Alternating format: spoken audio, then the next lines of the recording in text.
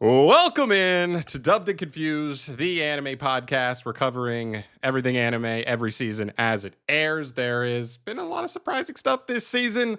Welcome back to my boys as well. Shaloob, Chris, how's we doing? Hey, we're doing great out here. Nice. Doing I great. mean, it's a good week. They've been almost basically all good weeks. We've been very pleasantly surprised with this season. A lot of good stuff going on. If you don't know, this podcast is kind of like your mom's book club, except instead of gossiping about Suzanne down the street and her love affair, we are gossiping about anime. So, but getting just as wine drunk as she might be at her book club. So, we've all got our drinks with us. You know, I'm putting my work in down here, feeling a little under the weather. So I hit that daytime cold and flu before we hit the record button, and ready to go. It's a good week. We got 7 shows to cover. That's My Hero, Gachiakuta, One Piece, Dusk Beyond, The End of the World, Sanda. I'm never gonna stop saying Sanda. Tojima Wants to Be a Kamen Rider, and Gnosia. All this week. All good stuff. We cut One Punch Man from last week. Shaloob, I will give you the floor because that was the first show we were doing every week prior to this. And since we cut it and you said you were going to keep watching it, how was this week's episode? What do we think? Oh, you know how it was. You heard me watching it while we were at work. I feel like every 5 minutes I'm just sitting here like, oh, this is so boring. Yeah, a lot of sighs. What is happening? I was just like, at least 2 times I was like, this sucks. This is so bad. Yeah. And it really bothers me. So nothing to see here, folks. I'll keep watching and we'll see. Yikes. All right. So glad we dropped it. I'm feeling better about that. That feels a little extra vindicated. And 2 out of 10 episode for sure. Oh, Jesus Christ. 2 out of 10. Speaking of 2 out of 10, My Hero Academia final season episode 5. No, it's actually really good. Another good episode. My Hero is finishing strong. We've talked about this. Another good episode. This episode has Shigaraki and Midoriya finally. We're cutting away from the end of All for One and Bakugo's fight, and we're going to Shigaraki and Izuku. Good stuff. Just good stuff here. We see you get a lot of insight on the inner part of Midoriya and Shigaraki as well. But how do you feel about this episode overall? Overall, I think this episode was solid. The biggest note I wrote down was like the effect of losing danger sense on One for All. And like what will be the kind of underlying effects here. But I mean, they kind of also talk about it partially in the episode on like what the plan is. So I don't want to get too much into it, spoil too much, but I mean, none of us have read. Shaloob, how'd you feel about this one for My Hero?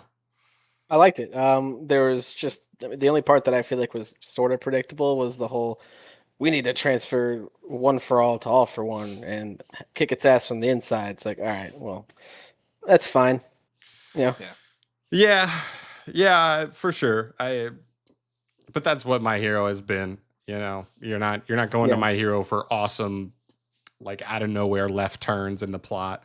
But that's kind of the main basis of this episode, right? Like Shigaraki steals danger sense. We learned that just through one piece of contact, he can with Midoriya, he can just steal one of his quirks, basically.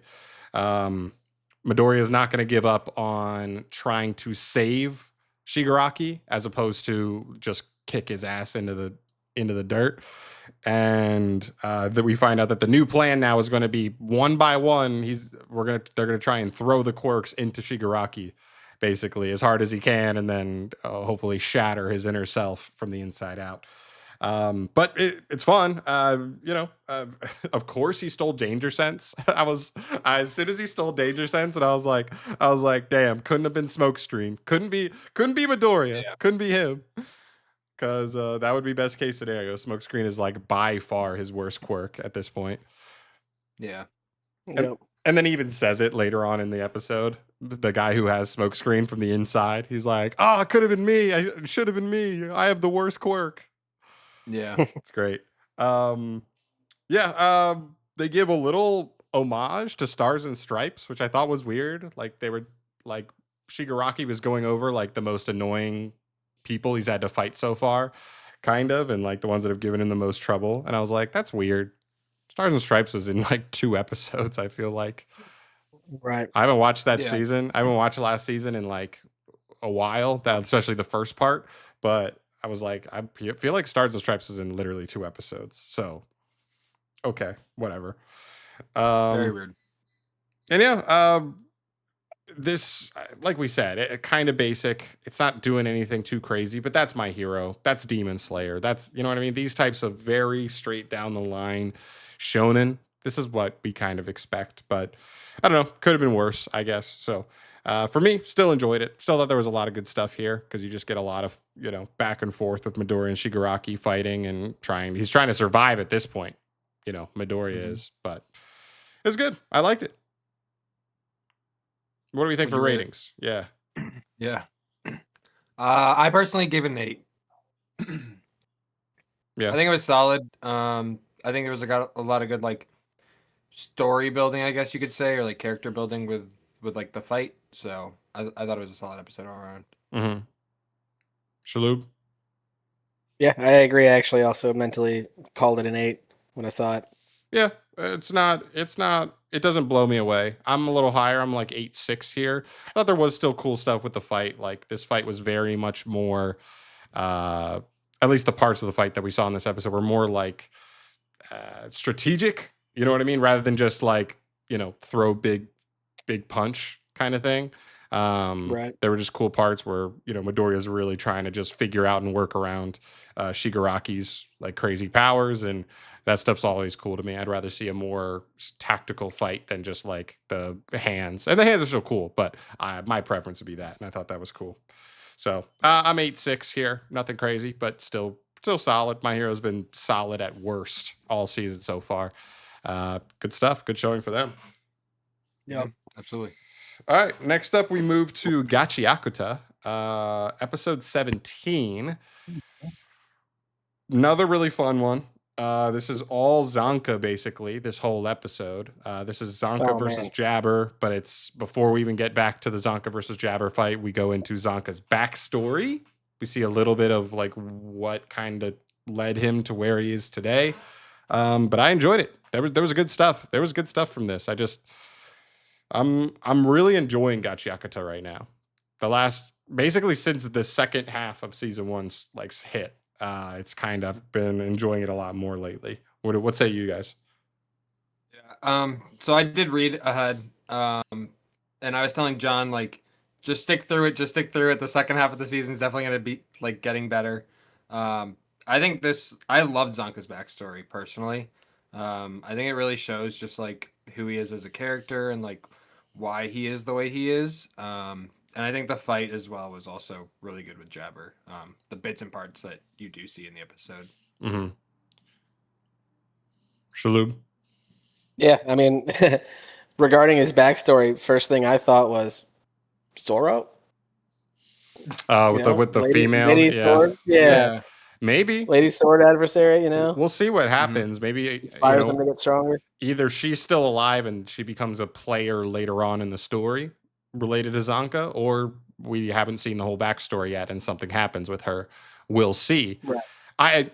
I think what I really enjoyed about this episode is that like this author is not afraid to like break the mold sometimes a little bit with her characters, because like it is such a massive anime trope where you see like a character that is like from a family that is well known, so they're like, you know what I mean, they're from a hierarchy system and they're just higher up and they're the prodigy, and all the kids viewed Zanka that way. Meanwhile, like almost every time you see that as a trope in anime, that character is like doesn't care what anybody thinks, and they're just like, I just want to be the best. My goal has nothing to do with like me wanting to be part of this family or anything. Meanwhile, Zanka was just like, yeah, that's fucking right. That's fucking right. Look at me. Look at me. I'm the best. I'm better than all of you. And then, of course, he is just a medium-sized fish in a tiny-ass pond. And then when an actual big fish shows up, he realizes he's kind of, you know, a little bit out of his depth, and he wasn't quite as hot shit as he thought. But I love that. I love that just making him a fucking prick about it is great, because you just don't see that often, at least from a good guy. Normally that's like a villain kind of arc, not one of the good guys. So I like not being afraid to subvert expectations in that regard. But we have no idea what's going on with this new girl. We'll see her somewhere else probably. We also see this giant red egg thing in these catacombs at the end of this episode that the girl in the onesie who's been kind of running around in the sewers finds at the very end of this episode. No idea what that relates to in any way, because they don't really seem like they have like a power system in this show. Like there are power systems all the time where it's like, oh, I'm drawing like energy from the world. You know what I mean? Doesn't really seem to be like this show's power system. So it's like, what is this thing? I don't know what it's related to. Chris does, I'm sure, but yeah, I already know. Okay. All right. Don't spoil it here. We'll see it as it comes. I love Zonka's catchphrase in this episode. The average can eclipse the gifted. That's really cool. You also see him meet Engine for the first time. That was really cool. I like that a lot. Especially since it's not even like he showed up and he just took him with him immediately. I like that it's just a nugget. He shows up, he gives him some advice, he leaves, and then I'm sure later on he runs into Zonka, and that's when they join up. It's not as simple as, he meets him and he just wants to follow him immediately. Right. And then Zonka gets his ass clapped by Jabber to finish off this episode, which was brutal because they're literally like giving us the backstory, hyping him up, and he literally just imagines like winning the fight versus Jabber, and instead he's just unconscious on the floor. Like practically having a seizure and like fucking poison dreaming, and it's just insane. Yeah, I gotta say this. I feel like Jabber is my favorite protagonist in a while. Antagonist. Antagonist. Yeah. He's so much fun. Like he's so fun to hate, and like he's also hard to hate at the same time because of how fun he is. I know. Yeah. I know. It is crazy. He is a character that does make you just like kind of clench your fist. You're like, Zonka, please just fucking clock him for once. Every time he's been hit in this show, he just kind of like has a smile on his face, and that's like so frustrating. You're just like, I want somebody to just finally knock him out, but we can't get that yet. His little fight ends with with Jabber dragging Zonka to apparently feed him to the trash beast. So we'll see what happens there. But very fun episode. I enjoyed the backstory. I enjoyed what happened with Zonka and Jabber after that. And this is another good one. We're on fire right now with Gachiakuta. Yeah. I'd also like to quickly point out, I thought it was actually super funny, the like picking of the weapons in his backstory. And he just like picks the one that just was like by accident there and has to like keep it, and he's like, I'm gonna turn it into the best weapon there is. Like it was just so funny to me. Yeah, and I thought that it was funny too that he commented on, oh, she chose the most basic looking sword of the bunch. It's like, well, at least it's a sword. Yeah. He chose he chose a U-shaped stick. Like that. Yeah. Like, come on. Well, that's the funniest part is like he says it in this episode. He picked it because he was like, oh yes, this is like Indiana Jones 3 where they have to pick the chalice that like the three wise men used or whatever. Yeah. But it's like you want to pick like the super plain wooden looking chalice, not this like decked out, covered in jewels, like beautiful golden chalice. So he's like, this is what it is. What he wants to see is someone take a weapon. Like, I need the basic weapon, and that'll impress him. And then everybody in the room is just like staring at him like, you sure? Are you sure that's what you want? And he's like, oh God, oh no. He's like, just act cool, act cool. And then once he doesn't panic until he was like out of the classroom. It's good. That's a good moment. It just climbs down a well. Yeah, exactly. It's good stuff. Such a good episode. I gave this episode an 8.7. Thought it was really good. Not quite a 9 for me, but I got it up there. High 8s. Yeah, I have 8.5. It's 9 for me, and mostly because of Jabber. I just love me some Jabber. I know. Unfortunately, like maybe we just won't even get too much more Jabber here. His fight's over. I know. He's already gotten so much screen time. Like, how much can they really give him? I know. I'm still excited for Baby and what's his name, Bro. baby and bro. Bro, yeah. Baby Santa and Bro Santa or whatever. Yeah. Yeah, got some good fights coming up, hopefully. Oh yeah. All right, that's done with Gachiakuta. Let's move on to One Piece, episode 1148. Very hype one if you are not me or Chris. Because basically this whole episode is us just getting more information on the Void Century and Joy Boy and whatnot. So in terms of someone who has read ahead, this episode does not have as much to offer to me and Chris. But for Shaloub, he's going to have a little more insight on this as him finding some of this information out for the first time. Shaloub, how to do? Man, it's high marks. High marks for this episode.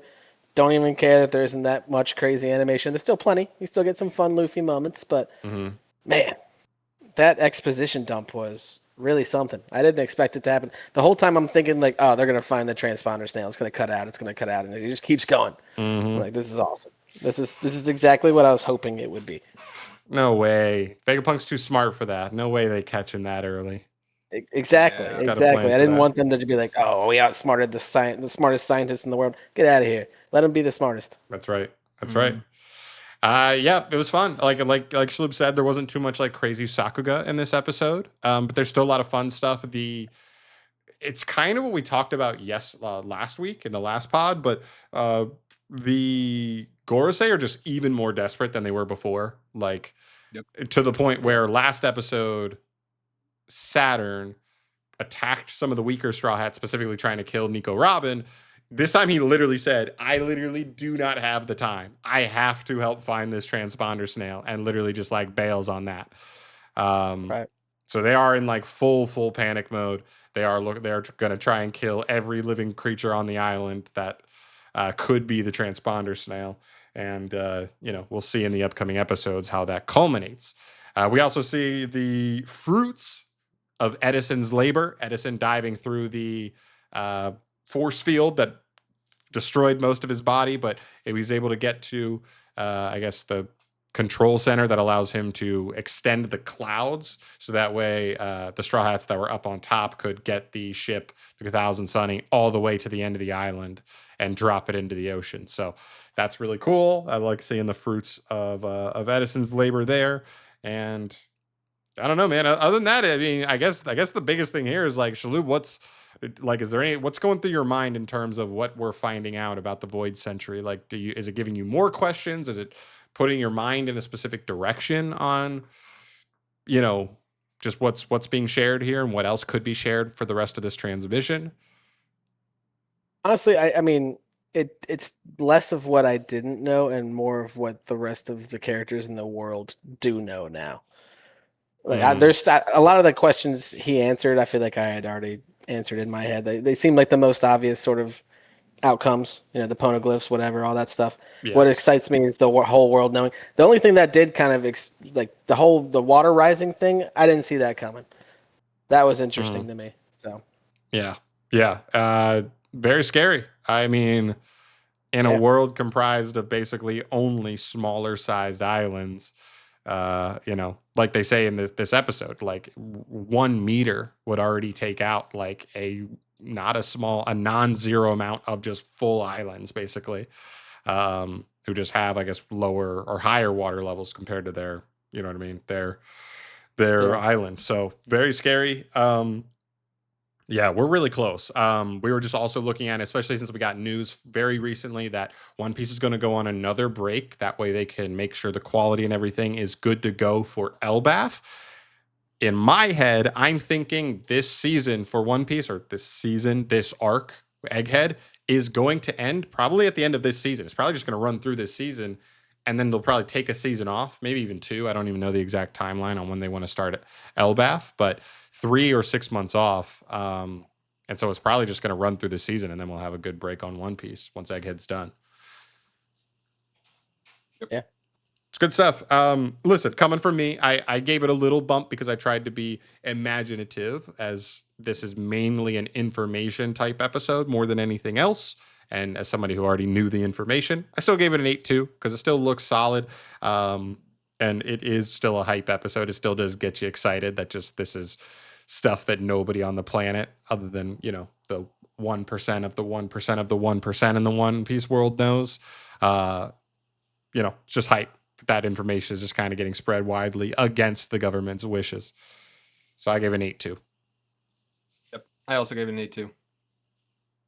Yeah, straight 8 for me. I mean, I don't really do the decimal points, so Fair enough.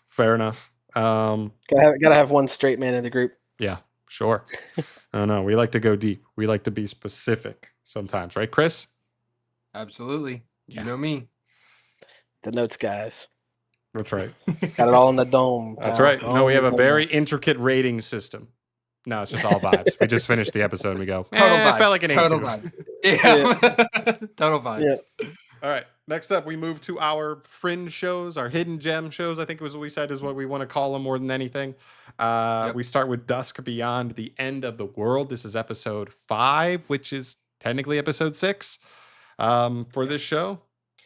Because they had an Dust episode beyond 0. the end of the Dust Beyond the End of the Harem. Yeah. Well, we're getting there. We're really getting It's there. starting to feel like. It feels like it. This is the hot spring episode. This episode kicks off with introducing the fact that this is going to be a hot spring heavy episode. We really don't leave the hot spring basically for the whole episode.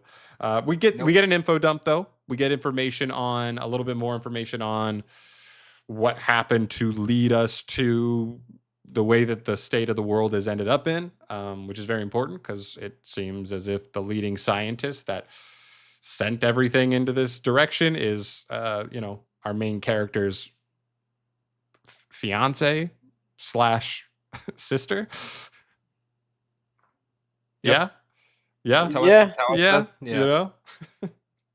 Chris, I think you should take the lead on this one since this is more your. All right. This is right up. This is your lane. I don't This feel is my qualified. my lane on the romance. All right, boys. So, obviously, I have really interesting story progression here coming out and finding out about, like John mentioned, the Tosa who starts Owl and then also created the androids to start the android war somewhere along the line in the 200-year gap. Yeah. It's also really cool to see that we're learning more about the 200-year void. Kind of almost, I literally wrote in my notes, relates to One Piece, learning more about the void same time. Void like, Century. Both episodes are like learning about the void century this week. It's kind of funny. And then obviously we have the weird android romance throuple thing going on with the hot spring episode. You can definitely tell that there's a lot more like romance or like feelings starting to develop between the two main characters. Yeah. I don't know. It was really, for me, it was like honestly kind of weird. The whole episode was a little awkward. I was like, one, how's the android in the water? But then again, like, I mean, it doesn't matter. She has an intoxication feature. All right. Yeah, like she has an exactly. I'm done asking questions. All the parts work down there. You know what I mean? Like, yeah. I'm done asking questions on how the android works, except for this one. Yeah. Except for this one, as it pertains to the romance side of the android, is my question is still unsolved, I guess, that I kind of mentioned, I think, in our first episode, where I was like, did Toasa design these androids to have an affinity towards Akira? Or is it just that she made the android specifically in her likeness? Because that we know. They keep making it specifically clear that they all look like Toasa, right? They may have different color hair or whatever, but they basically all still look like her. Maybe it's just she made them in her likeness, and you make something in your likeness, they like the things you like just on happen chance. You know what I mean?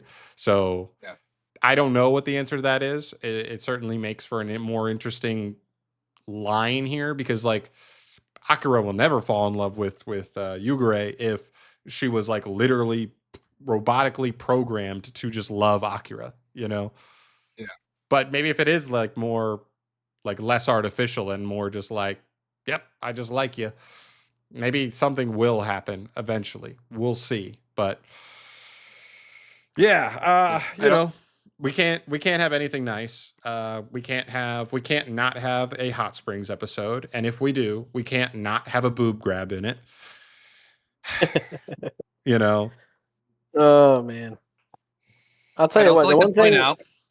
Sorry, for go it. ahead, Shalom. You first. The one thing I need answers on. I gotta have them. What's with the whole classified bullshit? If he's allowed to find out things that she could tell him from other people right in front of her, then why the fuck can't she just tell him? That doesn't seem like it makes any sense to me. My perceived conception of that is like Toasa speak your truth. did something when she programmed them to the point where she like knew he would, survive somehow, and she was like, he's got to figure out a way to come find me. I feel like most of the information is like information that's going to help him find her, and she's like waiting for him to either come find her some way, shape, or form, or realize that she implanted herself into Yugure. My reading on it, my truth is different than that. The way I've taken it is she's literally a robot, so she literally just has implanted directives in her system that literally says you cannot give this information out. But she doesn't have a type of directive that is like outwardly aggressive towards stopping anyone from finding out the information on their own. It's just she physically can't say it because she has been like directed not to, kind of thing. Yeah, and for me, like it's gonna take some really clever writing to pull that off. Like that's gonna piss me off if that's it. If it's just, oh, I'm a robot and I was programmed not to. It's like there's got to be a good reason for that. That's what I'm saying. That's why I gave my interpretation. But we also have like the new character development as well, which is what I wanted to mention on briefly. The new character that we see at the Hot Springs episode, the guy who helps Akira learn more Yokurata. information. Thank you. I didn't write his name down, but I should have. I did. For a reason. Thanks, he's in the titles. He's in the title sequence, so that's what I was gonna say. Yeah, he's gonna be joining the crew coming up here. It seems like so. Well, it seems like they changed the opening. They have new the song is the same, but they changed the scenery sequence, the sequence in the opening. And when we initially got our artist girl in like episode 3 or whatever in the opening, I was just like, what? I guess she's joining the squad now. And then Homeboy is in this episode, so I was like, okay, I guess Homeboy's joining the squad too. We don't really get much from him. He seems a little bit bland so far. He seems fine. We don't get much from him. Maybe next episode and on we'll get a little more from him as a character, but for right now, not too much. And yeah, I agree with you, Shaloub. Like I don't want it to go unanswered why she can't say stuff. Even if it's as simple as like almost like One Piece, relating back to One Piece again, is like how all of the android / whatever have to respond to in One Piece, have to respond to in a chain of command. If somebody higher than you says something to them, then they listen to them and they stop listening to you, kind of thing. And it just depends on where you rank. They'll listen to the highest ranking order they've been given. I wonder if it's just because Toasa created them, she had the highest directive, and even just as simple as saying like, don't tell Akira where I am. Like I don't want him to know. Even just one time. In keeping with the One Piece reference, they're making her out to be about as smart as Vegapunk in his universe. Like she's clearly like the smartest person that's ever lived. You'd think she would think about that. So yeah, I don't know. She kept him alive. You know, she's obviously the reason why he's alive. Yeah, almost like how Bonnie, that Vegapunk programmed the original Kuma to always like, above all else, listen to Bonnie, even above the Gorosei, even above Emu or whoever. Right. They'll listen to Bonnie. All the pacifistas. Oh, it is. It is all of them. But it yes. is all pacifistas. Yeah. It is all of them. Because he literally says like your father will never hurt you or something along the lines of that. Essentially. Yeah. So it just might be something like that. That like she's the highest order. She told her just even one simple thing of like, don't let Akira find out about my whereabouts because I'm not don't want them to see me like this or whatever it is. I don't know, but that's kind of what I'm hoping for later down the line.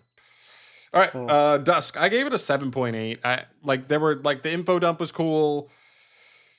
Like meeting the new character, he's going to be joining us. Like I'm in for that, but outside of that, I can do without most of the weird, awkward, hot spring scenes. So it's below an 8 for me. Yep. I have 7 too. Yeah, I mean it's a 6 for me straight up. Like I felt it was I don't like the direction it's starting to go in. So yeah, we need to get. I want to see other androids. Like we got like a sprinkle of them, and I want to see find out what their deal is, because that will either make or break this show, and I think in a big way. So we'll see if they can kind of pull it back next episode. All right, yeah. Sanda. We moved to Sanda, episode 5. Banger. Oh boy. Oh man, this episode was crazy. This episode was insane. Such a good episode. We get the craziness of meeting Nico Kazao, probably is how it's pronounced, which is the fiance of our main character, Sanda, because in this society, because they have so few children, they already get you, engaged to somebody else, because they fear that with such a small population, if someone doesn't get married, they're not going to be able to repopulate the earth, kind of thing. So they give everybody a default partner to end up with. She's nuts. She's fun. She's a fun character, but she is definitely nuts. She is insane. Yeah. Yeah, we have to keep in mind that they're 14. Yeah. I mean, they live in this fucked up world. Dude, I don't know any 14-year-old doing what she's doing, though. I don't know any 14-year-old that lives in a horrible universe like that. How many 14-year-old girls, regardless of universe, would say the phrase, "I got to take a massive deuce and then head back to the dorms"? I got to drop a massive deuce, sorry, and then head back to the dorms. All right, that was a good one. God. I don't know any 14-year-old that runs head first into a typhoon and then has a whole weird romance thing with her estranged fiance. Come on, man. That's just kids being kids. That's just classic roughhousing. Yeah, listen, I love it. I like that's my kind of girl, is being like, I gotta drop a mad deuce and then I gotta go take a nap. John, that's Johnny's kind of romance. That's right. Oh, yeah. That's right. Good stuff. We get like a low-key defensive girl fight kind of situation where Fuyamura approaches Nico. I'm gonna call her Nico, or should I call her Kazao? Call her Nico. Nico's easier. Yeah. So Fuyu goes up and confronts Nico and is stay away from Sanda. And then she's like, "Oh, do you like Sanda? I thought you were a lesbian." Kind of situation. But it's fun. Nico's so fun. And then from there we dive into Fuyamura's has a sex dream about Ono. Yeah. Yeah. Yeah. Which, I don't even know how to approach this. I don't even know. I literally wrote Ono comes back in a weird way in my notes. Yeah. Just ... in a weird way. And that was in regards to the sex dream, because I was like, what the fuck? And then later on in the episode, Ono does come back, and it's still in a weird way. Well, yeah, and weirdness aside, I feel like they're trying to establish some sort of the moment you stop becoming a kid, you immediately look like an adult type thing. Mm-hmm. I don't know, that's just the vibe I got. Yeah, there's weird stuff going on in this episode where they're stating all the adults have basically been telling all the kids, don't fall asleep, because the more rest you get, the faster you age, and they want all of them to stay as young as possible forever. So there's that. There are some undertones here, not even undertones, they're basically overtones of Fuyamura having trouble with body uncertainty, where she's like, I'm a girl, but I'm also really tall and really skinny, and like sometimes I feel like I have a boy body kind of thing, and sometimes I feel like that can play into having feelings towards girls if you kind of start to identify as a little bit more on the male side. But I'm not qualified to talk about that, but it's, you know what I mean, just from that standpoint. But it's cool, and I like the character development. It's going deeper than I thought it would for a show that we came in thinking, 3 weeks ago, 4 weeks ago, we were just like, yeah, let's watch this fun, silly Santa Claus anime where Santa Claus is a superhero. It is like not that at all. No, it's not. It's totally subverting expectations. So Yeah. I'll definitely give it its flowers there. And the ending, oh boy, the ending was a little spooky. There's also something we didn't even touch about in the fucking start of the episode. Oh, spooky because Ono tries to kill Fuyamura? No, wait, what about that? No, because the principal shows up at the end. Oh, like, he does. He does growing up now. End. It's like, holy shit, is this school meant to keep them all kids? What's happening here? Yeah, It seems like it. He is creepy. He's very creepy. I think he's eating their youth in some kind of way. I mean, he literally has his heart in a fucking glass jar. So yes, we did see that. He's an absolute. He's a cretin. I can't stand him. Another fun quote from this episode, because this show does have some very fun quotes every week. She threw another picture of a turd at my head. Is gold. Because Nico's just throwing notes at Sanda in class, and she just looks like, at I'm gonna get her back with this one. It's just a picture of a turd. It's great. Turd. Yeah, it's so funny. Nico's very funny to me. She's a very funny character. I don't know how relevant she's going to be going forward, but she's very fun at the very least. I don't know. This show goes deeper than we thought, and I'm kind of happy about it. This is definitely a hidden gem for this season. I think we kind of started the season thinking Dusk was the real hidden gem, but now I'm almost leaning Sanda and maybe even Tojima as like bigger hidden gems than Dusk at this point. I just think the animation looks great for Sanda. It's a very cool art style, while just digging deeper into this really strange societal structure with like, I don't know, underlying weirdness going on. Of like what are the adults doing to these kids? Like what's the real overarching plot here? Very curious to see where we go from there. Are we even gonna brush up on the fact that Sanda just lost his fucking powers? Nah. At the start of the episode, literally, we just brush past that. We just go straight into the fucking freaky kids and stuff. No, Sanda there's so much that happened in this episode. I know this episode's insane, but Sanda loses the ability to be Santa Claus, like at the start of the episode, and tries to transform. Yeah, and they're attributing it to, I think they said romance or affection or what is what they were kind of briefly touching on, if I'm not mistaken. It was really, I just didn't think that was possible considering how he got his powers in the first place. I don't know, but super interesting. He just has some holiday cheer dysfunction. You know, it happens to all the best of us. Happens to every man at some point in his life. Yeah, it happens to every Santa. Boys, that was a 9 out of 10 for me. I think I have it at an 8.9 for me. I also have an 8.7. So we are all pretty great close. episode. Yeah. This one was really fun. I'm not surprised from what I know about Beastars. Never watched it, but I know this mangaka is this is kind of right up his alley. He is way more about getting very deep and personal with characters as opposed to what I feel like even all three of us are mostly used to, which is, the shonen. You don't go that deep. You don't go into stuff like characters being uncertain about whether they identify more with male or female and directions like that. But it's a nice change of pace combined with some fun, some of the fun shonen-y stuff a little bit here and there.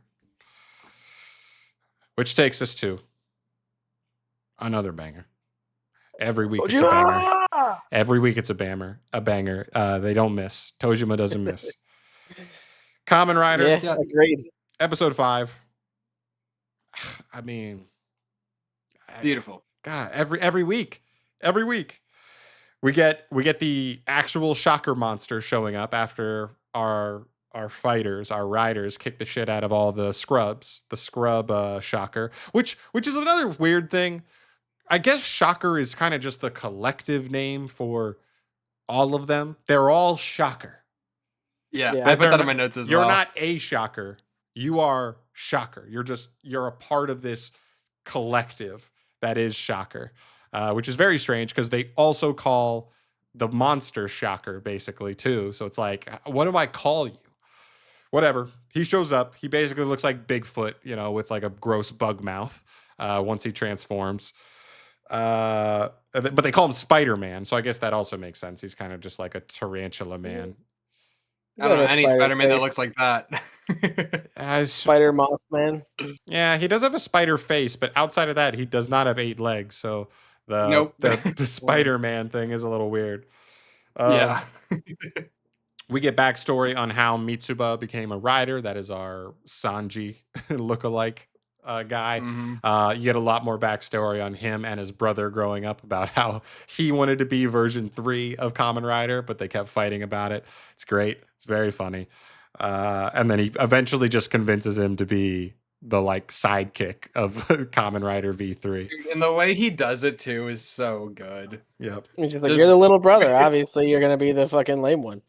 Yeah, and he's also like, Yeah, I'm gonna basically. break your arm. I'm gonna break your arm to really show you like you are Rider Man. I did, But I also did get a quote. he broke the wrong arm because he was right-handed. I did get a Yeah. good quote. The best quote in this episode to me was, "This is my kindness."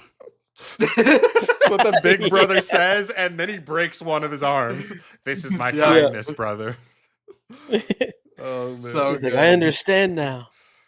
Yeah, man. I mean, at first I was wondering what was going on in this episode because we hadn't seen Mitsuba fight at all, and then he comes back and he shows off his little mechanical arm that shoots out like, industrial grade wiring to trap somebody, which is cool. I like that. That especially since all 3 of the other characters kind of just Tojima just punches and kicks people, Tackle just tackles people, and other guy just jumps in the air and does Sanji kicks. Biker dude jumps in the air and does Sanji kicks. So they're all just very hand-to-hand combat based, where at least he's got something different going on. Which also leads me to this, where they fight this monster in this episode. It does not go well. They really just can't do anything to him. Which kind of leads us down this alley of like, are we in store for a training arc? Like at this point, I'm like, they have to get stronger in some way. Otherwise, they can't beat any boss Shocker. Yeah, that's a good point. I wasn't thinking Members. about that. I thought that they would maybe come across like the actual Kamen Rider or something like that, and like. But if that's going to be the case, then this could easily just be like a 1 or 2 season type show. Yeah, I don't see it going longer than 24. We could get a 12 episode season this season, and then maybe another one in a year or 2 or something. And I could see that ending it all. But we could also be smart boys and Google how many chapters have been covered so far and how many chapters remain, and then actually get like a actual pace on where we're headed and where it'll probably end up. But really fun. Every episode's super fun. The backstories are always hilarious, but also still a little bit endearing at the same time. The fights were fun. I don't know if it was like super obvious, but I felt like the fight in this episode looked better than the fights in past episodes. I don't even know why. And it wasn't I by agree. much. I think it was just good. No, it wasn't by much. I thought the fights looked really good this episode. I like the weird like marriage proposal thing that happened like twice in this episode, where the brother was like, do you really love her? Like, it's either you get married to her or you don't. Right. And then like at the end of the episode, it was all right, we're getting married. Like, I realized like we should get married. All while the spider's still there. Like, yeah, he's just mind standing you, there. like he's just standing there. Like, what the fuck? It's like, we'll show you, Spider. The power of love can beat any kind of shocker. Yeah, they like need to run, and they are just like not. They stop to do the marriage proposal. They just like multiple things just keep them up. They're like, oh, we got to get out of here, tactical retreat, and they just don't do that for so long. Yeah, literally, While the you monster's get just the sitting there. Riderman backstory. You get the Riderman backstory, and you get the marriage proposal, all while the spider's still there, like tied up. Yeah, it's great. Yeah, that's an 8. It's an 8 banger for me. This is a 9-1 for me. I love this episode. 9-1. I gave it a 9.3. I also love this episode. Wow. Yeah, High marks. I don't know, man. Maybe that is a little too high in the grand scheme of things, but I just based on vibes, I find myself just being very excited to watch Tojima. Like maybe the most excited of any show week to week that we're watching right now. I think. Well, besides like the two most obvious, it's Tojima and Gachiakuta for me that are definitely most excited. Like they're neck and neck. Yeah, I think honestly, and One Piece is my own special baby. Yeah, One Piece and NHA are both top tier. But I've read ahead, so like week to week, I'm like, I mean, if I see a beautiful episode, I'm going to be hyped for it. But week to week, in terms of my excitement, I mean, Gachiakuta, Sanda, Tojima, and probably My Hero are the four horsemen for me this season. They kind of I get a little more excited for them than I do the other three, and obviously One Punch Man, who has been cut. But yeah, it's really fun. One thing that I realized in this episode too was they do such a phenomenal job with sound design in this show, and sometimes it may even be a little bit too much because sometimes they do these crazy like crackle impact noises, and they're a lot sometimes. But I think it almost helps when they know their budget. It doesn't cost that much more money to get these awesome impact noises into the show, but it can help maybe cover up a little bit of like the lack of, just high quality animation sometimes. And it makes a punch feel bigger and sicker than it otherwise would have. So not to mention the music's fantastic. Yeah, always. Every time I hear "I am Tackle," I'm like, hell so yeah. good. It's so Dude, good. I was playing that song at work. John was getting mad at me because I was just fucking blasting it at work. Well, yeah. So good. It's amazing. It's also, it has 15 total books out currently, so we're looking at potentially 3 seasons, 4 maybe. But how many have we covered so far in the first 5 episodes? If they go follow like the standard, then we're like I said, we're probably looking at like 3 to 4 seasons, depending on how many more books they end up writing. Okay. Do you know if it's finished or not? Standard, also? It's not finished. It's still being released. Oh wow, this could end up being longer. Then yeah. All right, we'll see. We'll see. I like it because I know most like 20 book series end up getting about 3 to 4 seasons, depending. So yeah, I think 4 is about where I would be like, don't do more than 50 episodes, please. Like that's too much. If I get 12 of these every year and a half, 2 years, I'll be happy with that. All right, cool. What did I say? I said I'm 9-1. We gave our ratings. Yeah, you said 9-1. Okay. We gave ratings. All right, cool. Both are 9 something. Yep, 9-3. You were 8, Shalou? Yeah. Okay, cool. And then we move into our last show of the week, Gnosia, episode 4. We get Setsu sharing that Setsu's also been looping alongside MC, at least in this timeline. They're looping via like some other species that just wants to know as much about humans as possible. So when they're attached to a certain human and that human dies or whatever, it can reset them to let them go through another attempt to learn more about humans. I don't know, man. What the fuck, man? It's losing me. Yeah, yeah. Oh, really? This episode captivated me. Like this episode was like this one's actually like what about it was captivating.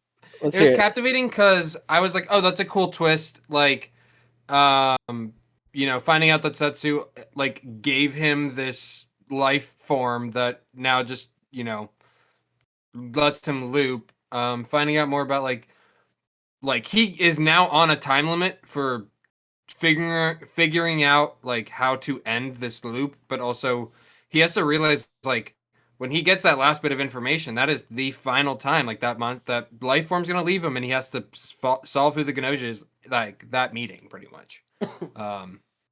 Like it's just interesting that like they've now kind of put a time limit on it.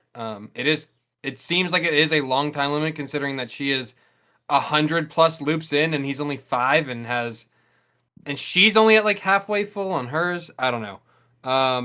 Also, I really like that Setsu just admits that she's a Gnosia to him. I think that's a really interesting like play for this episode specifically, because you never really think about like what happens if MC or anybody, like even if MC was Gnosia, right? Like you don't really think about that, but like realistically, he could be Gnosia to start. I guess I thought in my head, my thought had always been, this is what was weird about this episode too, is in my head it was like, if you are a Gnosia, you're not in control of your actions anymore. The Gnosia is. So like, how does that even work? Like that doesn't make any sense to me plot wise. They 'Cause- do kind I of don't get it. They do kind of like briefly show like that the Gnosia only really like take over periodically. Like they don't fully show themselves. I mean, like you can see it like when he's just talking in some of the like earlier episodes to some of the other characters. Like he didn't find out one of them was a Gnosia until they lied because of the fucking aura thing. So like there are like weird things that like they hide themselves well, or like they don't really take over until like a certain point. Yeah, but like if you Um, knew you were a Gnosia and the Gnosia couldn't control you, I feel like we would have seen before this a different character saying, "Hey, it's me." I mean, maybe self-preservation is the argument there, of like just all the characters, like even if they know, they're like, I don't want to die though, so I'm not gonna say anything. Yeah, I feel like they haven't even given us nearly enough to actually speculate on what's happening yet. yeah. The other thing for me Like- too, what you were saying, which is like with these new creatures or whatever, this other species that like is inside of Setsu and Yuri, the main character. To me, it almost gave me less what's the word I'm looking for? Urgency. Our character less urgency is like, oh, you're 100 loops through and you're barely halfway. So like I have 200 tries. You're gonna get it in 200 tries. We also don't totally know what we're looking for at this point, which is kind of annoying. Like our goal is to obviously end the loop, but we did beat the game before. And it didn't mean anything. We had to just go back and restart. So if there are levels to this, you have to pass it enough times. That's annoying to me. That like we did beat it. Yeah. Where's the gratification? There's no like That's I don't exactly know. how I feel. I don't know what are we fighting for? Yeah, How I how feel like long there are we was fighting no for? exactly there was no gratification. There's no ETA on when things are going to end, and there's no like really forming any relationships with any of the other characters. Like Setsu, I guess, kind of you've had some dialogue with her, but we don't know any of these people. I don't know. Yeah, but I Episode mean, was the a whole 5. point of the silver key is to now befriend more people. Like he now has the mission of like, now I have to uncover as much information as of these other people as possible now. So like that's kind of like the whole rest of it's now going to be character development and like learning more about some of the other wonky characters, and then also some of the new characters. Like in one of the loops, he literally like one of the characters was missing. They had a new character come in. Then every character's there. Like they're like each loop will be different. So I like that it will mix it up at least a little bit. You know, it's not going to be like the same old every time. I It like is going to be weird though.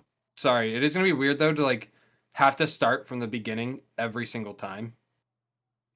Which is like the one thing like I kind of have a problem with, but other than that, like, I think it'll mean, be that's one of the things I didn't mind that much at all. Was I think they do a good job of when they loop and they go back to the beginning, they skimmed all the bullshit off. You know what I mean? They skim to kind of get you to the stuff that matters. Like they could have easily filled a bunch of this any dead time or extra time if they wanted more episodes with showing you the same shit that you see in every loop. So they cut a lot of that, which I do appreciate. I think they did a good job with that. And the one thing about this episode I did really appreciate is Yuriko, which is the new girl that kind of appears in this episode. Because that's kind of the stuff that intrigues me more than anything, is this dynamic of Yuri trying to figure out how to maneuver these what do you call them, meetings when they're trying to decide who they're going to vote for. And you know, we had dealt with Rakio before, but Rakio had been a little too mean. Rakio was like specifically mean, but Yuriko is just another powerful personality thrown in that is just like so confident in the way she speaks that like she just says something and everybody else in the room just kind of said, well, she sounded really confident saying that. So we're going to vote for the same thing she said. Yeah. Yeah.